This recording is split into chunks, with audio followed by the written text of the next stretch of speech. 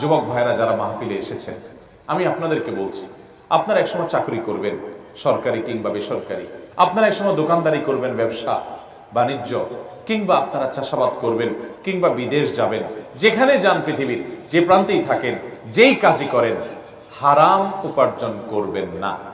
যে মেয়েটাকে বিয়ে করবেন, বলে দিবেন যে আমি কিন্তু তেড়া যুবক, আমি কিন্তু ওই মাহফিলে ওয়াদা করে আসছি, আমি 2 নম্বর কামাই করব না।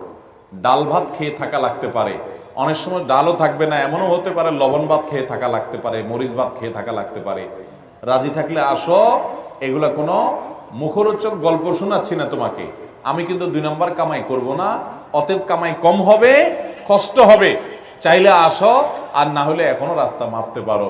আমাকে আইসা শাড়ি চুড়ির ডিমান্ড দিবা, অন্যান্য চোরদের বউ, ডাকাতদের বউ, দুর্নীতিবাজদের বউ, তারপর রিলিফ চোরদের বউ, হারামখোরদের বউ, তাদের মতো দেখে দেখে কম্পিটিশন করতে পারবা না। তুমি আমার বউ হতে হলে, হালাল খোরের বউ হতে হলে, তুমি সকল লোভ ছেড়ে দিয়ে সততার উপরে থাকার নিয়ত করতে হবে, কষ্ট করে চলার নিয়ত করতে হবে। আমি হারাম যাদের জন্য কামাই করব, তারাও কিন্তু এর দায়ভার বহন করবে না। তার চাইতে বড় নির্বোধ কে আছে যে যাদের জন্য চুরি করে ওরাও তার দায় নেয় না? এর চেয়ে বড় বোকার কেউ আছে? তাহলে আসুন আমরা আজকের মাহফিলে শপথ করি, আমরা দুর্নীতি মুক্ত বাংলাদেশ গড়ব ইনশাআল্লাহ। আমরা নিজেরা দুর্নীতি করব না, দুর্নীতি সইব না, দুর্নীতিকে প্রশ্রয় দিব না।